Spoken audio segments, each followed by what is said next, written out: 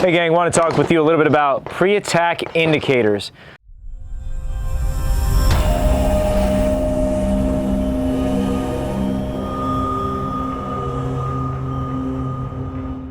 So this is certainly when you're out and about, of course, doing your CCW thing.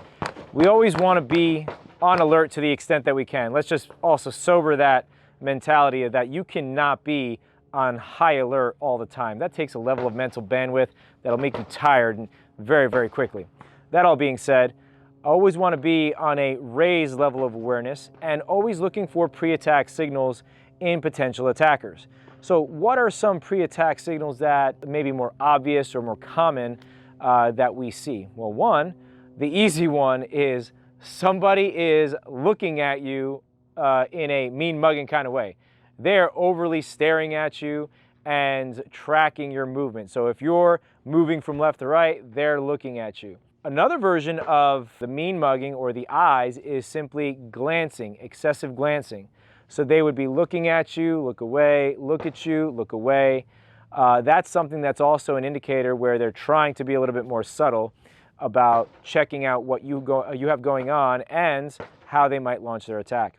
Another pre-attack signal would be when they are approaching you in a forward kind of posture. So they're leaning in, and I'm exaggerating that for this video, but they're leaning in as they're walking towards you. When somebody's leaning in like that, that is more of an athletic posture. They're trying to do something athletic, and in this case, probably attack you.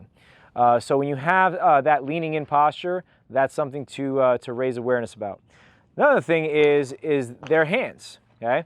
So pre-attack signals with hands, the obvious one is fists are clenched. Okay, so if somebody's coming at you with clenched fists, get ready because it's on. Another thing could be, especially if they're wearing a hoodie, as they approach you, hands are in pockets or that pouch pocket of the hoodie. So they're leaning in and they're coming in there. It's not that they're relaxing there. There's something in there that they may want to use to harm you. Another thing could be also in the hip pockets. Lack of a hoodie, it could be approaching you in hip pockets to hide what might be in their hands. It could be a contact weapon, it could be brass knuckles, it could be something that they might want to hide. So hands, eyes, posture. Another thing could be their demeanor and how they talk to you. So obviously, if somebody is ornery to you, then they're going to speak in such a way. That's the obvious one. But the real one that you got to look at or pay attention to is if they are overly friendly to you. In this day and age, I mean, people are friendly, but depends on how friendly we're talking about. A lot of times, what people will do is they will start talking with you a little ways away and be very friendly. And it's kind of like, hey, this is weird, I don't know you, kind of friendly. And they're using that to allow themselves to close the distance towards you. And in many cases, they're not the ones launching the attack, they're the distraction. So they're engaging with you, they're being very friendly, trying to get your guard down, when in reality, their friend is coming off from either behind or the side.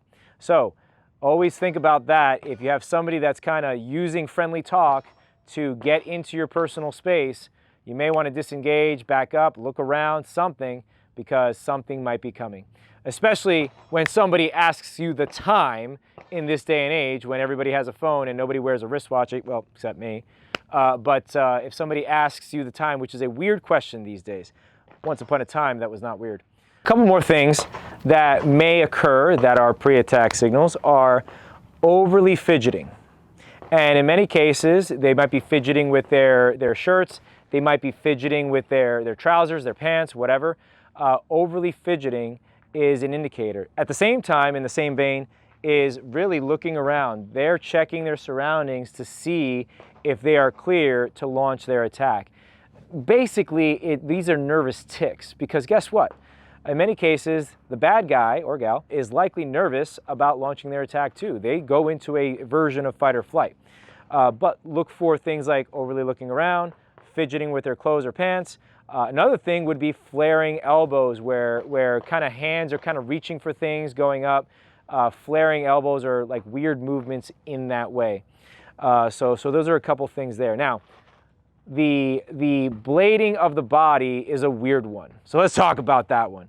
So in my personal opinion, I think that that is a dead giveaway that somebody is trying to do something where they're blading their body towards you or trying to hide something. It's typically because they have something maybe in this hand and they're trying to hide it from your view. I see that and I'm just disengaging. I'm trying to get as much distance as I can away from that. But look for something like that. If somebody looks like they're trying to hide something by blading their body or something like that, that's a dead giveaway. Actually didn't even cross my mind on a regular basis because it's so obvious. That all being said, let's answer the million-dollar question is, with all these pre-attack signals that we're considering, what is it that as a CCW holder or everyday Joe can you do in order to get ahead of the 8 ball? Because let's realize it, folks, that bad guys are the ones that get the drop. They're the ones that are deciding when the attack is launched and how and all that other stuff. So we are, by nature, reactive. So how do we get from that behind the 8 ball situation to on par? So if you're starting to see pre-attack signals, first and foremost, get out of dodge. That's kind of the obvious. But let's just say it's gotten to the point where you can't get out of dodge and you're going to have to engage, okay? If I see that, I'm gonna start, let's say I'm carrying here, I'm gonna start kind of getting my hands in a general region, okay?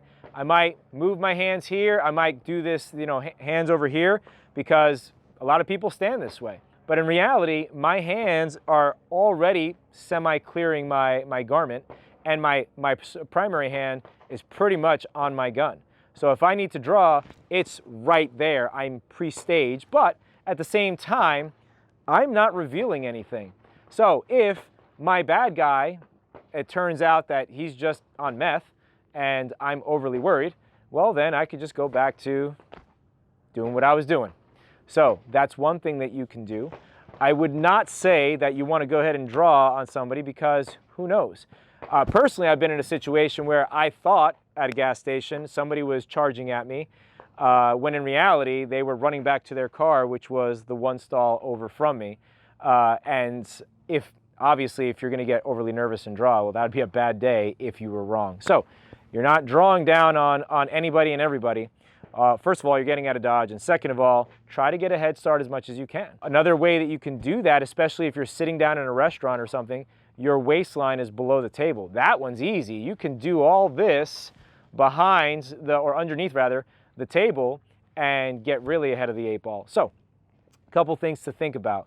What you might want to do to give yourself a head start. Now, another thing is, what if their threat or their attack is of the non-lethal category? So, they have clenched fists, they have nothing, no weapon, no contact weapon, nothing necessarily lethal. Well, you're not going to go ahead and start staging your gun unless there is a reasonable belief in imminent threat of great bodily injury or death. Let's say they're 6'5" and you're 5 feet. Well, okay, hands alone, you're at a serious disadvantage. But let's just say that that's not the case. Well then, guess what, folks? You're going to have to learn how to use your hands and feet, or at least use that as a first line of defense before you start going to gun. So if I have somebody who's pretty much not too much bigger than me, well then I'm thinking hands and feet before gun.